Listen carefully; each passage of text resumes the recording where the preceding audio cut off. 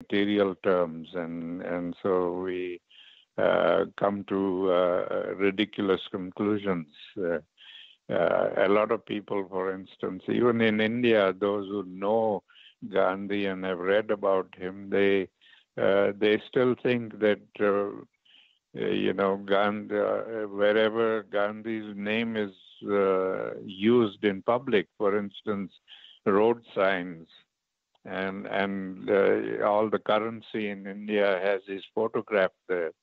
So people think that we as a family are getting royalty from Oh.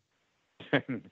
And they don't know that Gandhi had given everything away to the public and created a public trust. And so even royalties on his writings and photographs and all that goes to that trust. And no member of the family can be a member, can be on the board of directors of that trust. So if I want to use any material of his in my work, I have to pay royalty like anybody else would have to pay royalty. Interesting. So, yeah, and he was he had that foresight. He realized that after his passing, the family could be burdened with this, and there could be a lot of strife over it. We see this happening all over the place with the other important family members. You've been fighting, the siblings fighting over copyrights and so on. So in our case, he knew about this, I guess, and he took appropriate steps during his lifetime so that we were never involved in any of it, and we were kept out of it. So for us, when I started doing this work, I, like anybody else, I had to find my own resources or funds for it, and I had to go around begging for money from other foundations and people, and just make do with what I got, and so we kept on. It's only recently, after coming here to the United States, that I was able to earn more money than I really needed, and so I diverted a lot of my surplus money into this charity work. Wonderful.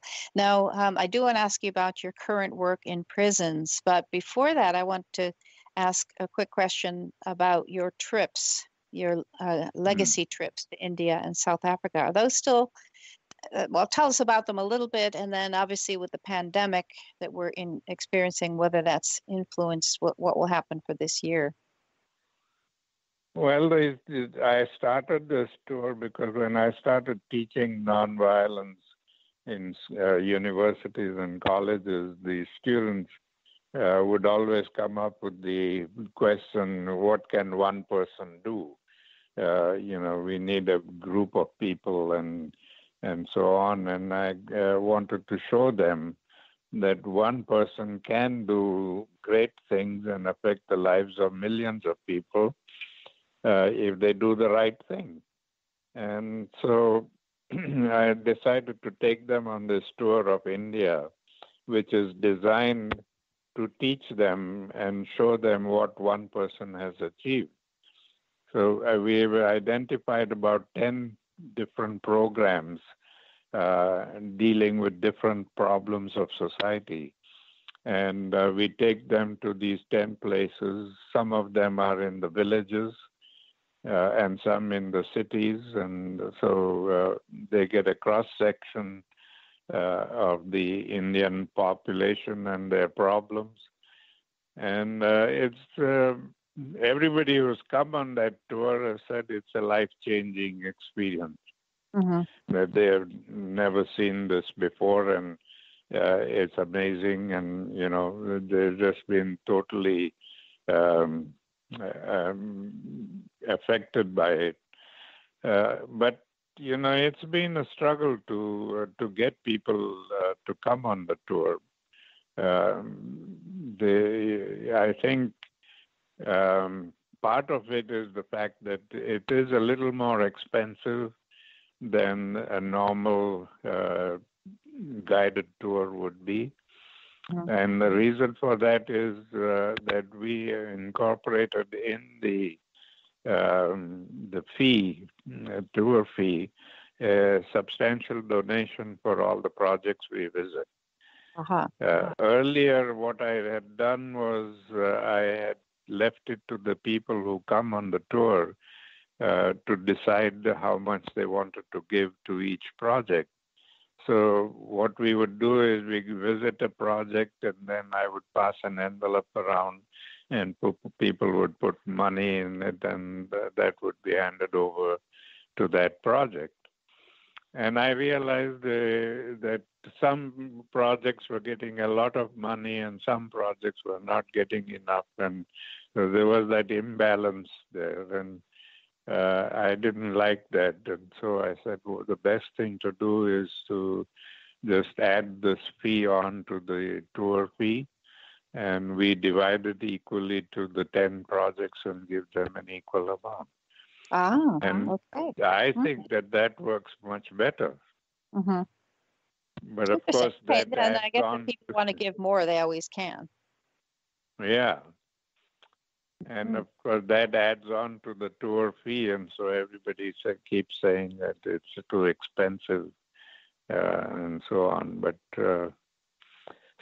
but we do, so far, I have been getting people to go on the tour.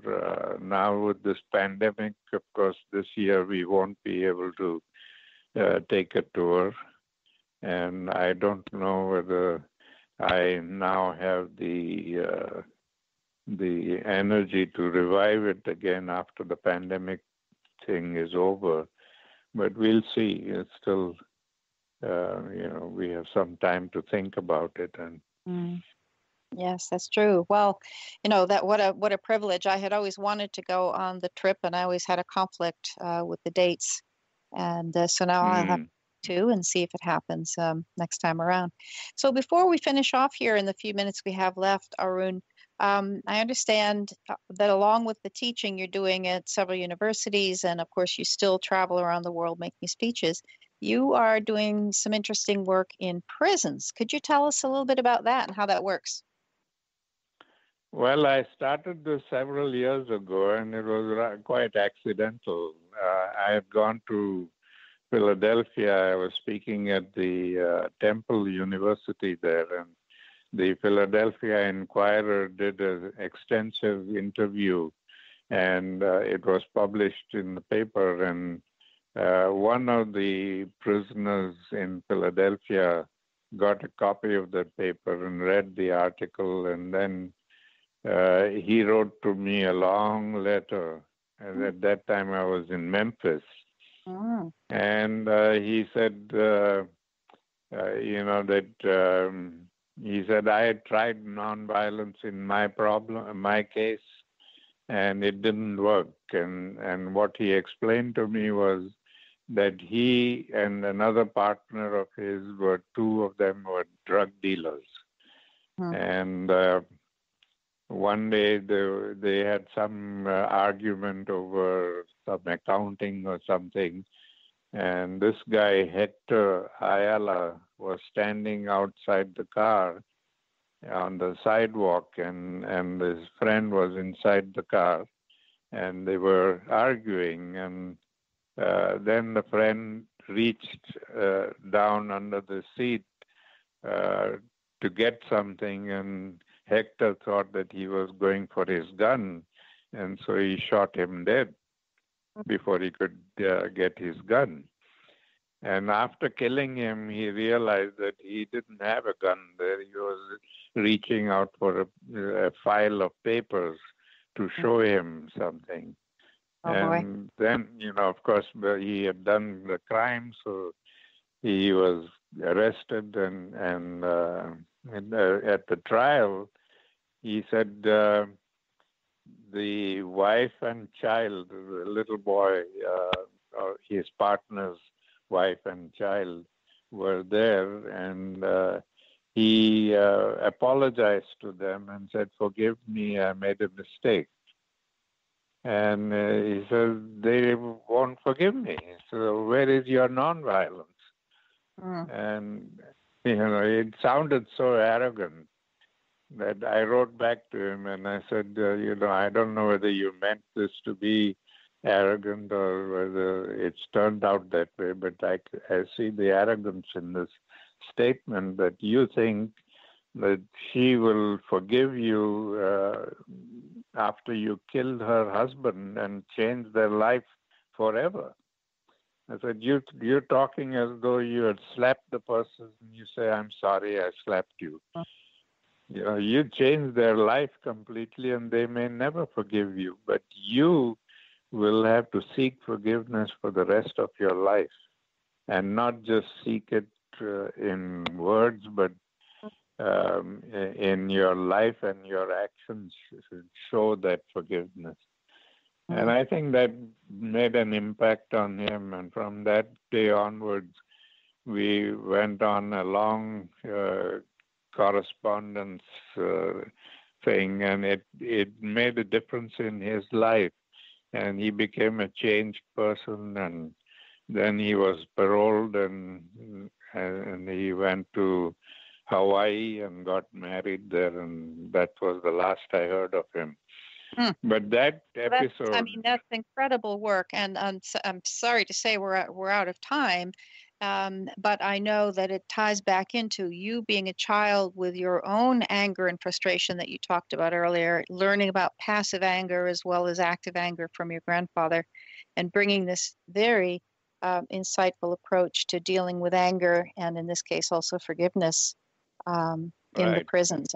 And how that could make a difference to each individual life as well as the atmosphere in the whole institution. So Arun, if people want to reach you, I know one place is the website arungandhi.net. That's ARUNGANDHI.net. Is there any other website you want to? I think it's Dr. Arun Gandhi. The website is drarungandhi.net and .org. So either one. Okay, awesome. Wonderful. Well, time is always fleeting when talking with you because you have a lifetime of stories and wisdom to share with us. And I do hope you'll consider coming back and chatting with us again, and we'll go in more detail on that work. Sound good? Anytime. Wonderful. Anytime, yep. Wonderful. Well, you're the best. We thank you so much for the work you're doing for so many and have for so long in the world. Please yourself keep safe and healthy in these difficult times. And I want to thank our listeners as well for showing up again this week, and hope you gain some new insights, tools, or strategies, and a little bit of wonder at, like he said, what one person can do in the world when you set your mind to it and have the heart for it. So thank you so much. Do check out the archives on sobradionetwork.com and check out gamechangerthinking.com as well. But I thank Arun Gandhi again. Namaste, good sir. And thank you, and namaste, and I'm very happy to be on your show. Thank you so much. And to all, remember that the life you live is the legacy you leave. Bye-bye now. Bye-bye.